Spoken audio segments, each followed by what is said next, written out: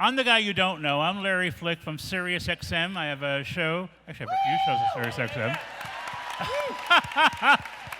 And I'm here to kind of be you on this stage and get as much dirt as possible out of these folks.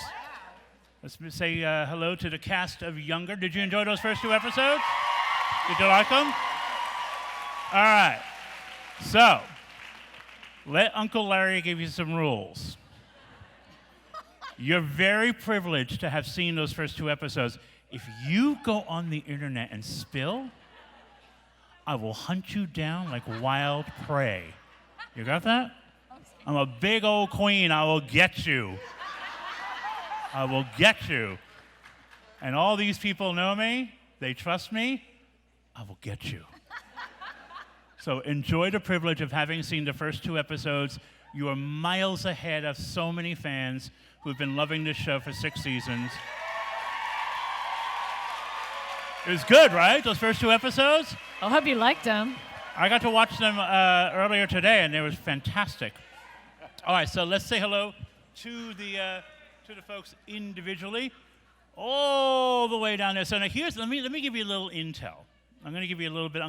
I'm you, right? So I'm going to give you some intel on what I've seen. I've been here for about an hour.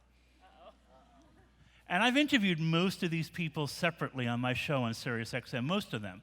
And the ones who haven't, you're on the way. So there's, they gave me lots of really nice, appropriate questions, but we're going to get into some good stuff as well. So the first thing, you like that, right? I'm ready. Okay. So all the way down there, look at him. Doesn't he look like a rock star? That's the theme I was going for, Charles actually. and Michael It's a Davis. lot of good Now, looking here's what you need to know about. Last night. Here's what you need to know about this young fella. He's a great piano player. He just opened up the grand piano in the dressing room and started playing. What did you play for us? Come on. Debussy's Arabesque #1. What? I know, you're thinking he's going to be like, I played Justin Timberlake. No, he actually played real music. Cry It was me a river. fantastic. Such a gifted young man. And then right next to him,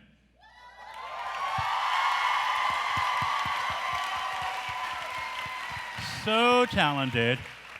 I've been mildly obsessed with Miriam Shor for years. Not that many years. I'm quite young. What was that? What? No. Well, I've been stalking you since before you were an actor. So Miriam's here, and okay. First of all, observe the shoes. Come on, guys. I can't. I gotta wear sneakers, right? We can't. Can we just agree that no more uncomfortable shoes? I guess until tomorrow.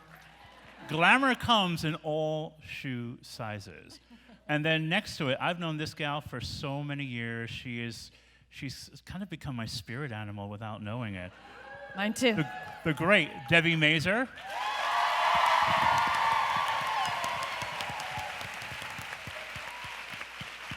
And you took the clips out, which is really good. Did I? Okay. More clips. And then, I know this is the only member of the cast I think I've not had on my show yet. I know. Actually, no, we haven't had you on either. But I've already started to hunt you down by way of your various people. Hunt me down. You have one on your lap. Do you not have a microphone? Are you sharing? Oh, okay. Mine doesn't work. That's Molly Bernard, of course. Yeah. Molly! And then next to her, of course, look at him. Look, first of all, we're very into the shoes tonight. It's shoes, it's linen, On purpose. it's fashion. He has a great little boot scoot dance to Shania Twain that he busted out earlier. It was really good. I did the electric slide. It was really good. Feel like a woman. Don't we all, darling? Nico Tortorella.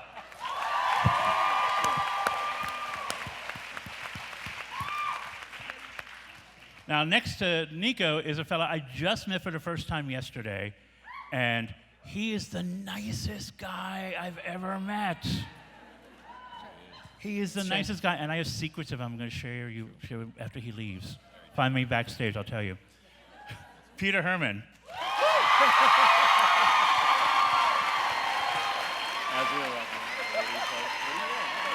There you are. Nice.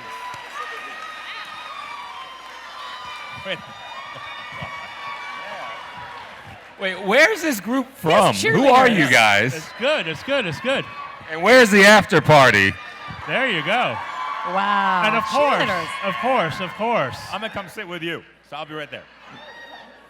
Be careful. Be careful. And then the woman.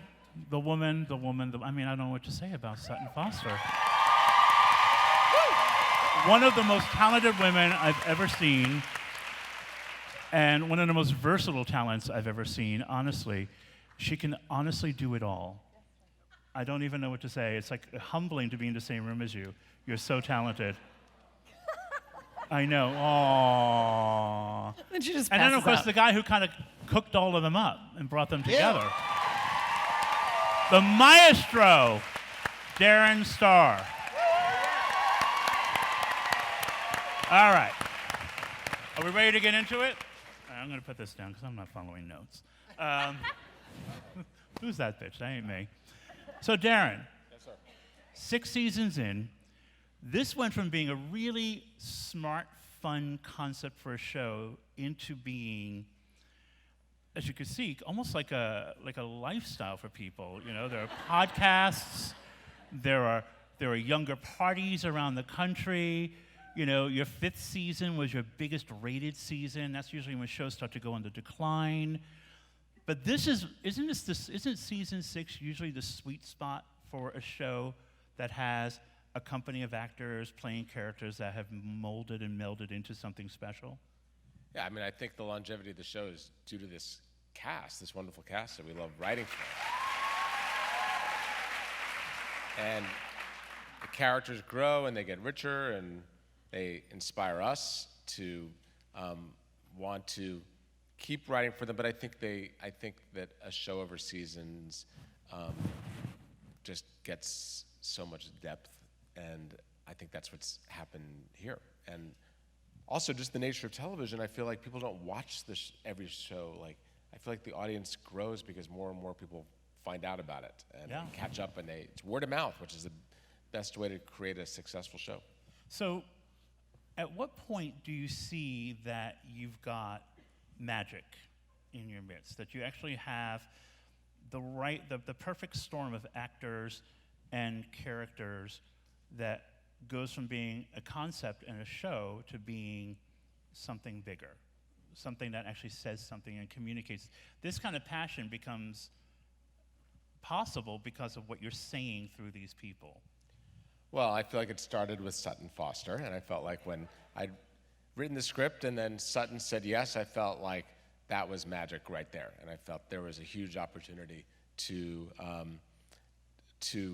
tell the story, and then the ensemble sort of grew, and it was sort of just like I'm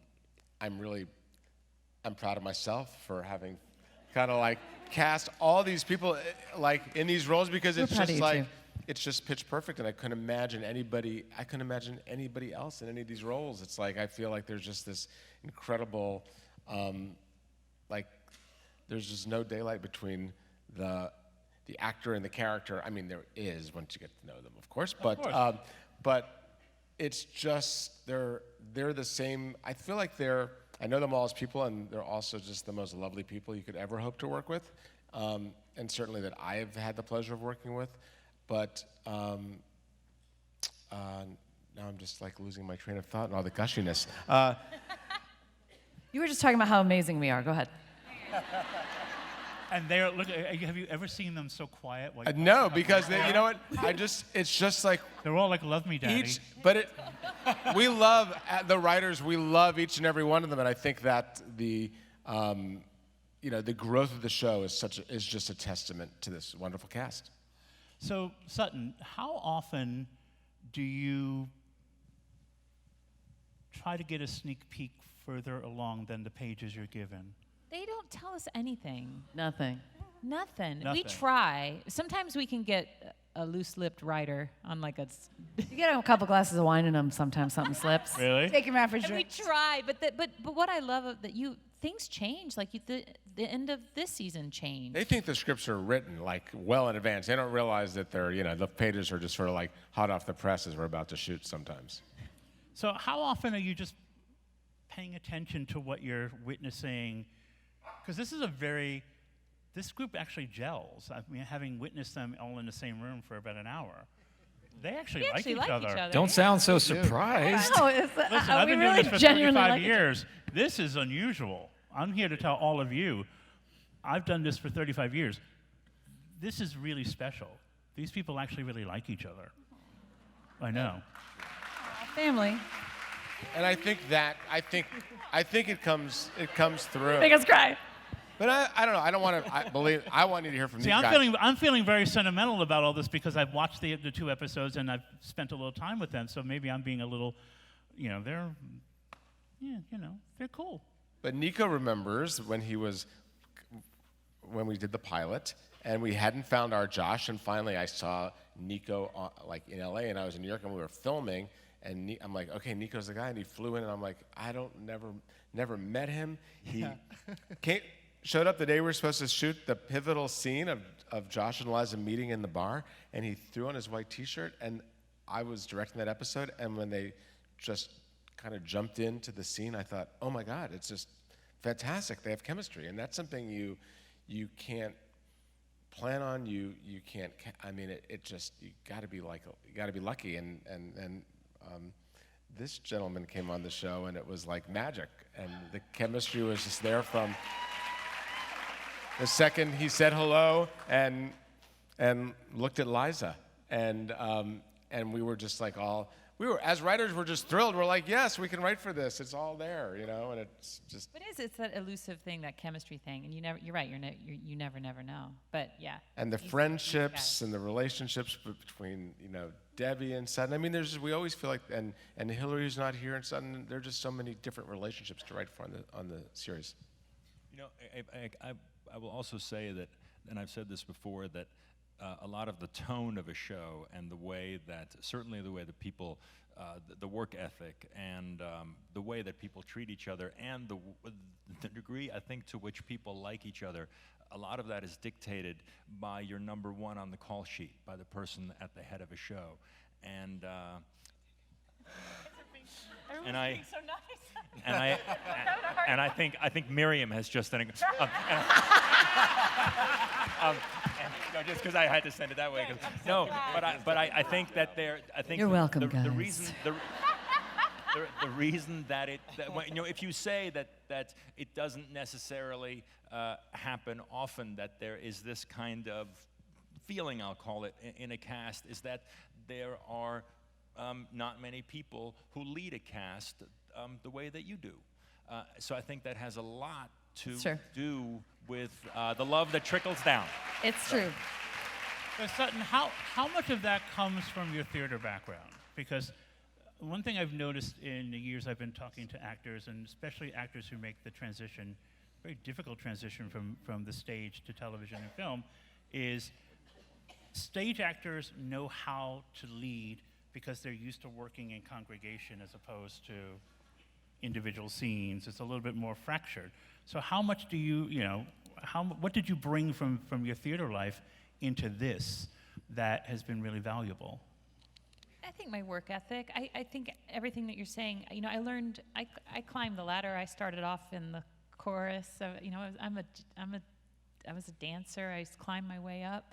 But I watched and then learned from many leading ladies about how to be a leader and how to create a positive, wonderful environment. And I've seen good and I've seen bad. And I'm the type of person who likes nice things and nice environments and kindness. And I really feel like all of that goes a long way. And it ultimately takes less energy to be nice. It takes more energy to be horrible. Yeah. And so I am proud that I love performing on stage. I mean, it's my greatest joy ever. But being able to transition into television and to be able to do to be able to work with Darren and these. I mean, I've learned so much, and but I am so grateful for my work ethic from theater. I'm always like, I know all my lines. I know everyone else's lines. She knows our lines. Yeah, she knows all our lines. She too. comes into work, she knows the entire script. Yeah. Does she? So I'm like, Sutton, what's my line? And she knows. I'm so obnoxious. It's horrible. I know it. I'm so obnoxious. So yeah. But I can't like help it. It's bad. I'm just It's like great. a total nerd. But I feel like if you come from the theater, you're a team player. Like you're there. Of course, I'm a team player, and I'm not in the theater. Yeah, but you should be. Oh, but we're all team players. Now, come on. No, Well, but theater you're, people but get that's it. what she was High trying on to your say. riches, and I'm kidding. We're But all team for players. real. But I you think should be in that's why theater. it works. But Debbie, wouldn't you're very mom in the room with the whole cast, aren't you? I'm the oldest, so yeah. No, I had not. I mean, You're it's like just- you're like making sure no one gets like they were eating goldfish back there, making sure no one got the powder on their clothes. I mean, you're very attentive. Well, I am that way. I've always been that way. I like to take care of people and dogs, and I look out for people. Wow. She's a So- cool mom, though. She's a cool mom. Yeah. No, but you were telling me the story. She went to a friend's house the other day for a party, and she was like, "I'm gonna cook for them." After our press junket. You're going to, we had like a long press junket, and then she went to a friend's house. She was invited to a friend's house, and as the guest, she went and cooked for her friend. But I like So that. I will It's be fun. inviting you to my house a lot. Anytime. But you're a vegetarian, so I have to No, I like fish. work I'm out. like some- pescatarian. No, we can work it out. good. Okay, Yeah, yeah. good. Deb has called me multiple times after like a particularly long or difficult scene. Our first love scene, she called me after we shot that in season 2, and I was feeling very insecure. I was feeling a little, Meanwhile, she looks so cute, hot. You're so nice. And she just did this a couple of weeks ago too. She called and she was like, "Listen, I'm so proud of the work that you did today. I feel honored that you're my castmate. I love you.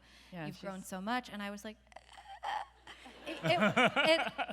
you do have really phenomenal instincts, and you did not have to call me to tell me that you had a nice time. She had a very hard scene. It involved a toilet bowl. Yes. I can only say that much. Spoiler alert. But you did a great job. Like, you're a wonderful physical comedian. Thank you. Yeah, she'll just do that. She will just call, and you're a delight. I know, but it's because you all like each other. All of these So- people are goddamn delight. I might have been drinking. But now here's wait. So we got to get to the potential monkey wrench. What happens when one of the actors decides they want to direct? It's the best director we've Then ever things had. get- We then got things lucky get really because good, at least she. What can happens direct. when you say, I would like to do that? And you've done it. So you're You've talking done to it me. twice. You did it last season, Yeah, you're doing it this season. I did direct an episode last season. I directed again this season. I asked Darren at the end of season 4 what he would say if I asked to direct an episode, and he said, "Sure, great." And then I was like, "Oh, shit, I better learn how to do it." What's that? No, nothing. No, I knew exactly. She did a great job. And Incredible. we were thinking of all these different ways to write off Diane off this show if her episode sucked. So Wow. No, but you were saying what happens to this delightful cast when I directed is that like I was already in love with them. They're already my family. And when I was looking at them from the perspective of someone who needed them to be as brilliant as they could be for my scenes to work and as brilliantly as they could, and the writer's vision to come, like they just delivered so beautifully. And I'm going to choke up. And I just fell in love with them. Like watching them in the editing room, going and talking to them. They're so available. They were so supportive. The crew too, so supportive. I've just never felt so supported, and I was like, I can't fail. They won't let me fail. So what do you? I always wonder when an actor learns when they take the opportunity to direct, especially a piece that they're part of as an actor. You look at it differently because you get to look at it in the editing bay. You get to kind of suddenly they're looking at you for guidance. They're looking for you to not mess it up. They're just. I mean, it's your ship. You learn a lot. I mean, I loved the show. I'm like a fan of the show, and then I was watching it even more to make sure that I really stayed in that universe. And it was the same way I fell in love with the cast. I fell in love with the show. And it was so exciting to get to tell that story and to get to put that puzzle together. And I just became an Uber fan, kind of a creepy Uber crazy fan now. Yeah. So there's that. I mean, how when you finished that second most recent episode that you directed, what did that make you feel about your future? Because to me, it's like opening the door to a new life. Yeah, I mean, it's interesting challenging yourself when you're 47 to do something that's really frightening, but and that you think you can do, but you don't know, and to learn things about yourself and to challenge yourself, you know, in those ways. It's incredibly exciting. It feels exactly like a door opening and a new way to we're all storytellers. That's why we do this. We love stories. We love to be a part of them. We love, you know, and it just feels like a new, you know, door opens and you're like, I didn't even know. You ever had those dreams? Well, you all live in New York, so you do, where you just suddenly find a new room in your apartment. You're like, oh my God, why didn't I ever open this door before? There's a giant living room in there. So it feels like that. It feels like I found a whole new apartment in New York City. Dream come true is what it feels like. Yeah. So Nico. Yes. How do you? The great thing about what you bring to this show is you fit the character so well, and yet you don't sacrifice your unique voice as an actor. You're one of those really just special players who, you know, there's a distinctive quality about you that I could link to every one of your parts. So how do you manage to do that? How do you manage to be true to what Darren is giving you and also remain true to the core of who you are? Because it's a very unique balancing act that you pull off. Well, thank you. Firstly, I don't know, I always try to put as much of myself as I can into the character, and am constantly searching for more of myself outside of my work, you know? So it's constantly evolving and changing, and stuff is being added and stuff is being taken away. I feel like the more work that I do on myself and understanding who I am and where I fit into this world, the more that I can bring to the roles that I play, you know? Did that answer the question? I don't. It does, yeah. But I mean, to me, that's the part that's really, I mean, it's so fascinating to kind of know, hearing these kinds of things that we're hearing today, I don't know about you guys, but it enhances the viewing, right? Because we know that we have a great leader, we have, you know, a unique actor with an interesting approach, we have the mom, all these people who have different things, they're living, breathing folks who also bring these characters to living, breathing life. It enhances the experience. You know, you watch it, and you watch it differently. I watch it differently every time I have the opportunity to talk to any of you. So someone whispered in my ear a minute before we came out that someone in this cast wrote a fan letter to Sutton. Yes. It's time for our favorite anecdote. Is everybody ready? It's Gather my up on the favorite. I'd never heard this story before. It is. Is it true? Time for our Come on, everybody. I wrote Sutton this probably very dorky fan letter when I was 14. I had just seen her in Thoroughly Modern Millie and was, like flabbergasted and beside myself. And I was like, you're my idol. You're my number one person. I love you so much. I get back this autographed photograph of Sutton Foster. She's got like her cute little bob, her adorable smile, a little black t-shirt, little blue jean baby, and she writes, "Dear Molly, follow your dreams, XOXO S. Foster."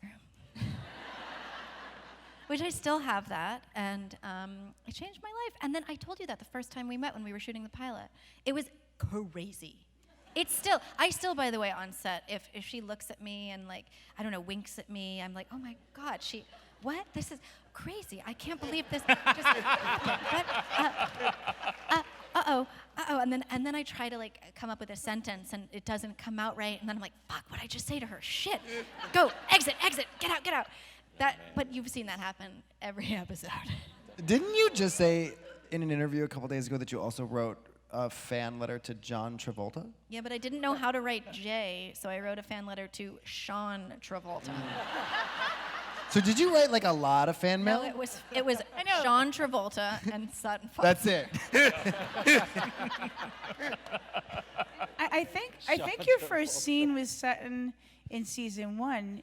It was About your first show. my bush. And your bush, and you had to take off your top in Bryant Park.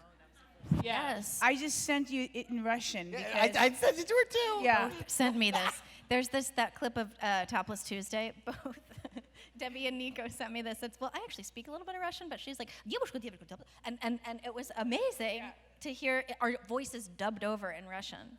But also, didn't you get the audition for this? And the audition scene was talking about Sutton Foster's bush, and you were like, I can't do that. I told my agent, I said, oh no, I can't go on national television and talk about Sutton Foster's bush. Oh no, absolutely not. I won't be going to that audition. And my agent was like, you will. And then he said something so sweet. He was like, listen, I think you're Darren's type. I think go to this audition, because it was just for a 6-line guest star. And Darren liked me and wrote me into the show. Hell yeah, Thank God he did. How about that? And I thought Molly was hilarious. I did. From the moment I met you, I was like, we have to have this girl in the series. And That's so nice. so happy we did. Yeah. Thank you. Because we needed that sort of spice to the 20-something world. I mean, who is more of a millennial than Lauren? I mean, But then, of course, I didn't know Molly, so I just assumed that Molly was Lauren. It took me a long time to figure out, wait, you're not really Lauren. No. It took me a long not time. even close, right? I'm far too bashful and like way too neurotic and completely anxious. You've gotten a lot more like I've gotten her so over much the more years. like her, but I'm not there yet. Yeah, well, you bring so much Molly to Lauren. You gotta have Lauren in you. You are Lauren. It's there, in Molly. So now we just have to look at the heartthrob all the way down there. Oh, I thought you were pointing. I'm sorry, I thought you were pointing to me. I mean, But I was the first of all, can you My just heart beats for you. can you soak in the way he's just sort of draped on that chair? He's just sort of draped. It He's not is sitting bright. there, It he's is really draped. bright when you look directly at him. Sometimes you need to just look like askance. But the greatest surprise was today was watching you play, and I kept thinking, how does that? Because to me, as a guy, most of my career has been spent talking to musicians, more than actors. Has been dealing with musicians, and to me, music is the underline of every word you speak and every move you make. So how does music help you bring what you do here? Oh, God, that's a great question. I could probably talk at length because I studied music to complement acting because I wanted to come at a different angle. And my music teacher, actually, his wife was auditioning for something, and he said, do you have any advice for her? And I said, have her learn the lines like you learn music. And he goes, oh, that's it? I said, no. Like when you learn music, you know who the composer is and you know what their personality type is. If it's classical or jazz, it has a certain structure, chord progression.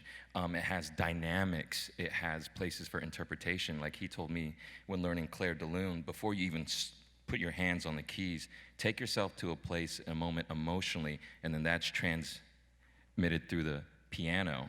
And so it taught me a lot of lessons, and I still go back to it so that I can try to apply it to my work. If that answers the question. He's deep. No, you are. No, I mean, if you look at it at any given point too, you're reading so many amazing, interesting books. Like you're a Renaissance man. Yeah, I try to stay busy. And I just want to add the somewhat humbling anecdote that when Charles Michael Davis arrived on set, somebody said, I can't remember, it was a camera, I think it was one of the camera guys said, Charles, and I said, yeah. And he goes, no, hot Charles.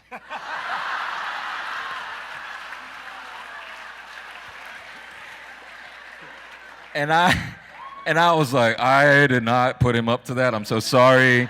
He walked towards me, and I was like, damn, you're tall. We haven't I talked was to like, each other "Damn." 3 seasons. Kind of intimidated. But also, you had to come into the series after everybody was already like this wonderful family and all friends, and then you were like the new kid at school, and Yeah, but I mean, come on, look at me. Who doesn't love me? No, but yeah. That's hard to do. It's very hard to do. Yeah, and I had my like tricks, and I've come into shows before and to already establish cast, and one of the things I learned to do was just try to save the show. In other words, what's that?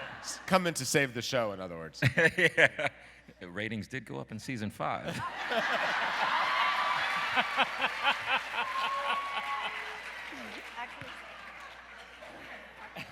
Oh my goodness God, gracious. how do I get? Can you like package? Yeah, there we go. Can you package some of that confidence and like? Can I borrow it? Yeah, I'll put it in a book, a 12-step, a 12-step 12-step program. I think it starts with how you hold the mic. We're all sitting here like talk show, and he's like, Yeah. I'm serious. Like, it's so He's kind cool. of like he's holding it so like a pop badass. star. He's holding it like a pop star. Totally. He's like, okay. Upside down. And I was like, exactly. I can't do that. He's gonna talk like this. Everybody should try it. Thank everyone. Everybody for give it a coming. go. So a little fantasizing. You have Darren sitting right here in public, right? as I usually am in public, by the way. But my point is, there are witnesses. What would you like to see happen to your character that you haven't seen yet? Oh, please tell us so we can take notes. We're I'd out like of to see- ideas completely for next season. I'd like to so. see you're some answering. backstory on What's that? Josh and what his last name is. Oh, well, there's that. You know, Josh doesn't have a last name. Everyone else okay. has a last name. He knows it. What does he? Josh knows his last name. Does he? Do you know it? No. What is it? Put I'm it not out there. Josh. I mean, Josh may know his last name. Cumberbatch. I need to play some music, apparently. There's a letter written this season. Yeah. There's a letter written this season, stamped, sent in the mail, and it just says, Josh. Like, finally, we're going to get his last name. Nope, definitely not. Okay, I didn't see that. I didn't actually see the envelope. I'm not sure we're going to see okay. Josh, or it'll have to be kind of blurred out, whatever that last name looks like. It's Josh Big, isn't it? Josh Big. I mean, there's no... oh, Exactly. I mean, come on. You know. Josh Big. Yeah. It's subtle, I did pitch which is nice. I pitched a full storyline, which I can't tell you because it would give you a spoiler, just to get myself to Italy. I was like, I mean, so on that one, Diana's too. in Italy. Stay with me. She's in Italy, and that's what she's in Italy. I love it already. You just see it? Because I do. Those of us who I didn't get just to go want to to be on the Ireland are still MTA. bitter. Put me What on a the what? subway. What? I want a subway shot. I ask every year. I know. I just want to be on the show Should younger. we shoot at the Transit Museum? Subway. Subway. Easy. Last season, I asked to hold a pen and maybe be in some kind of office setting. And I got my wish a little bit this year. Oh, wait, is it my turn? It's your turn. Oh, yeah, the last name. We already established this, right? It's your turn. It's like it's the, your this turn. is like the Wizard of Oz. I know you. You have want a last these name. right You want a here. pen. If I only had a want your last brain? name. Oh no, I know what I would like you to write. I would like you to write Daenerys becoming the. Can you do that? Can you go back and write the ending of the Game of Thrones? Make it not a white man. Just me. Just my opinion. But go ahead. What a dig. Can I go to the office? You have. Yes. Yeah. You know what? Yes. We've written episodes that have gotten scrapped where you come to the office. I could just bring like food or something. Oh yeah, you have to go. Have you never been to the office? No, Maggie's. No, it's in the writers' room. In certain scripts, you've been to the office, and then the scene it ended up getting cut. But all the cut scenes and storylines eventually come back. We actually made out We did. in one Oh, episode. that- That got Sorry, cut. guys. I got cut. Do it now. Back. That could come back. Behind the scenes, the unedited version, live wearing on the- stage We're not tonight. we're not wearing the same shade of lipstick. Who We wants can't to do it. see it? Stop. The crowd has spoken. Season 7. We're gonna do a dream sequence for Zane where we use that footage of you guys making out. Just a dream he's having. know And he it. wakes up. He's like, wow, what a crazy dream. Crazy didn't dream. know I the had a one to bigger win in the apartment, dream. and Diana was making.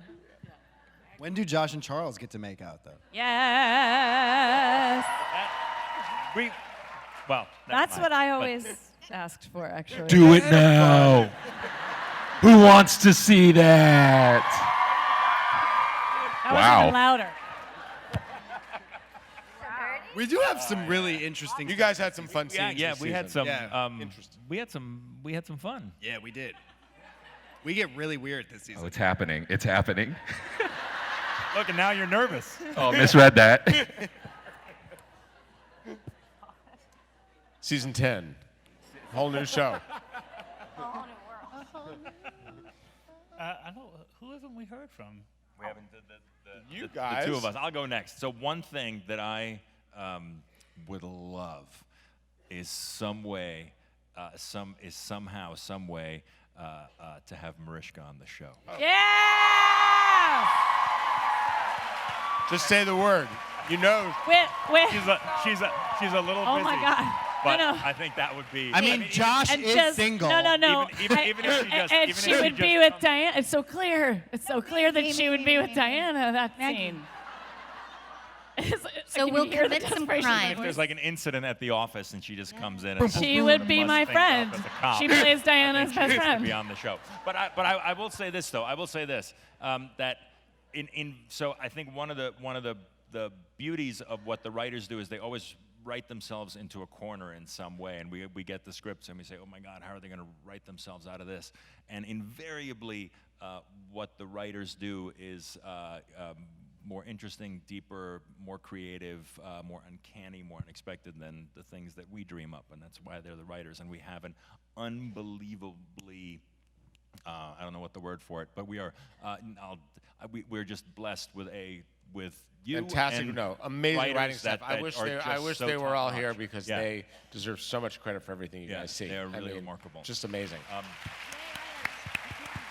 And also people who we like to hang out with each other, the writers, and the writers love to hang out with you. First they were scared of the cast, and then, as the years go by, they just take it for, it's like, oh, it's them. Yeah. We'll change that in season Yeah, 7. exactly. Now we're scared of them. What's that? We're scared of them. No, not really. You're not scared of them. They're scared of you, trust No, me. you piss off the Debi, writer, you fall Debi, down I an don't mean they're elevator scared shaft of in you. episode I mean they're 7. scared of you. in particular. They're scared of you.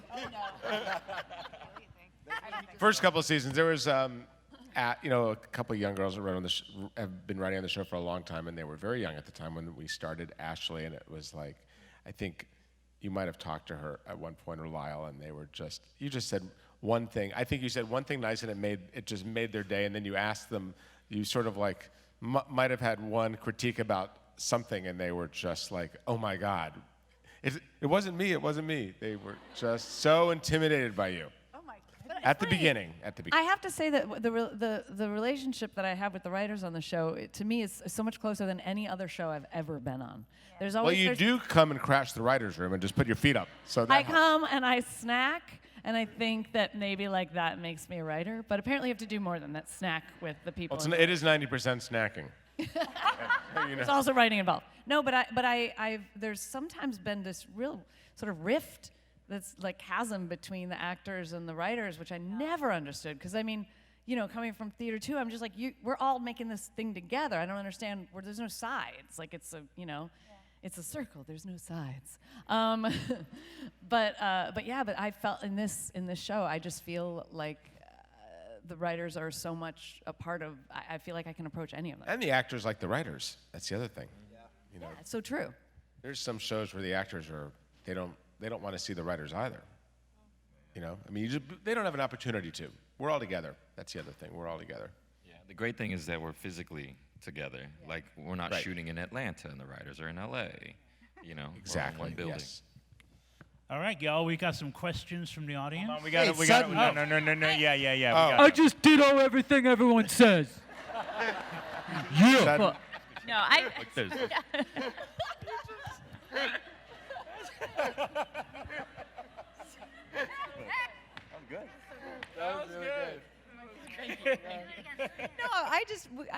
I go on the ride. yeah, she goes on the ride. Sometimes she rolls her eyes, but she goes on the do ride. I'm not. teasing. Ever. How Oh my often gosh, does she I roll tease her you eyes? guys No, completely. she never. I mean, Never. No, never. But we want to write. We are challenged to and want to like rise to the level of these guys. So we never want to. We want to give them stuff we're proud of and that they're going to be excited. And write me one spit take. Please. Oh, yeah. Okay.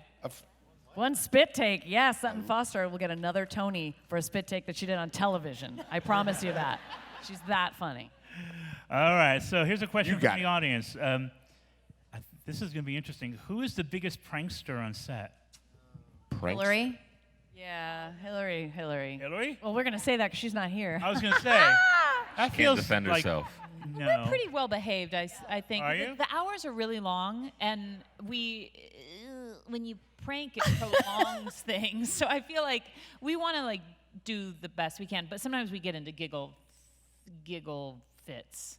Usually in the conference room. Every time you see a conference Peter. room scene, Has had the giggles. we've had some giggles. Major over giggles. Problems. Yeah. I'm just saying. I know, there What was we one all show, I do. can't remember one episode. You just couldn't, like. Yeah, one episode. No, that was Keep a you straight and face. Hillary. You both Yeah, lost you it and Hillary. The two of completely us. for a good long time. Yeah, that was it's funny for a couple of minutes, and then it's for like 10 minutes. Then it stays funny to the two people involved, and then you just start to sweat because you cannot hold it together, and you just see the dollar signs that the production is starting to cost. And then I actually went out into the hallway and just broke down in tears because I was laughing so hard. But yeah, so I've cost you some money. I'm so sorry. It was worth it just to see the dailies. All right, so Jennifer in Brooklyn has a question. What has been your favorite scene to shoot? Jalapeno dick.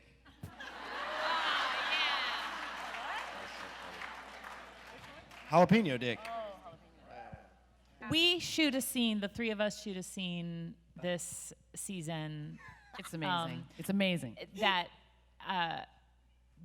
it's like my favorite thing I've ever shot. So it's it was a very special day. We got to do something So very, iconic. very cool. Yeah. This So. season, there were many of my favorite scenes. There's the one, the 9 to 5. Oh, it's pretty. I got to channel my inner Lily Tomlin, who's my spirit animal. But then there's a really emotional scene that Sutton and I got to do that was lovely to get to shoot with you. So, that was, I can't tell you what it is. I'm so sorry. And guys, but you'll see it. I'll add another scene. There's a dinner scene that we shot at Maggie's apartment. And it was a very long day, and there was a lot to shoot, and everyone was cranky, and we were all like bad school kids, and we all wanted to go home, and it was too long. And you were directing, and it was one of my favorite scenes to shoot because of how great you were, and how difficult that is to do, to have a lot of coverage, and to have the weight of everything that you have to carry as a director. You were responsible for everything, and mainly just to deal with us, and there was so much of you on display, and just fundamentally, you look to the director to guide the ship and to support us and just make something great, and that was really something. It was really nice. We love When- Miriam Shor! Hold that mic like this, bruh. Miriam Shor, You're gonna whoop take the whoop. microphone home. She's just gonna steal the microphone. Ted's gonna be real happy. What's up? I cannot wait for these jokes during next conference scenes that we shoot season 7. All right, we're going to try to squeeze in a couple more questions. Melissa wants to know more about the 9 to 5 scene and how it came to happen. Oh, I wish Hillary was here to talk about it too, because she's such a big part of that. We were looking for a fun way for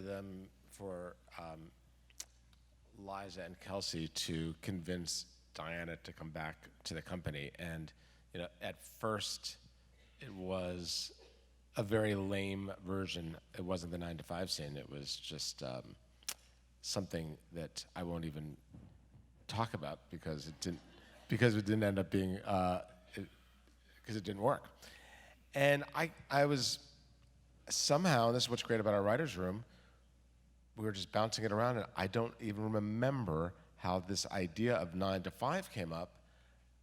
Sometimes as things do, they come up as like a joke, and then it's like, wait a second, that actually, you know, we wanted to, thinking about the lyrics and what that song meant and how the lyrics worked for our specific, dramatically for our scenario, and look, wanting to go back to Marie's Crisis. We've been wanting to do that for a long time, so that, and we wanted something in that first episode that was fun, memorable, uplifting, set piece, and get these amazing performers who we have on the cast, amazing singers singing.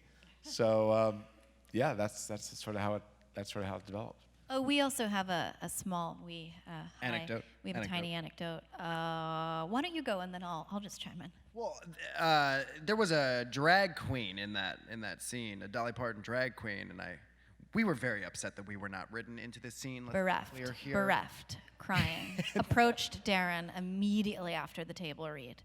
By the way, I both beeline Darren and we were like, how do we get into that scene? That drag queen, am I playing that drag queen? Is that Josh? You know, I wish you had, because that drag queen, who, by the way, lovely drag queen, did a great job, great Dolly, but really I think she thought, remember, that the scene was all about her, as drag queens do. Usually do. So That's her job. as we were shooting it, I was up there with the director, and I'm like, wait a second. She's in every shot, like prominently, every single shot. You guys are seeing, and she's basically like, You gotta find your camera, girl. You right gotta find there. the camera. I'm like, yeah, exactly. So finally, I had to say, you know what? We saw her once. Make sure she's standing behind the camera for every single shot. Once we've seen her, it was like we don't really need to do that much, because she just couldn't help herself. She was like literally was. To be fair, she was gorgeous. So, I mean, you're just gonna look right she's at her. awesome. You know, and no matter how big my necklace was, it wasn't gonna. She was Dolly. You know what I mean? So it's not she her was Dolly Parton, and it was 9 to 5, so it was her. You know, it was her moment. All right, well, there you have it. The cast of Younger. Remember, the returns next Wednesday on TV Land. No spoilers. No spoilers. Give some love to the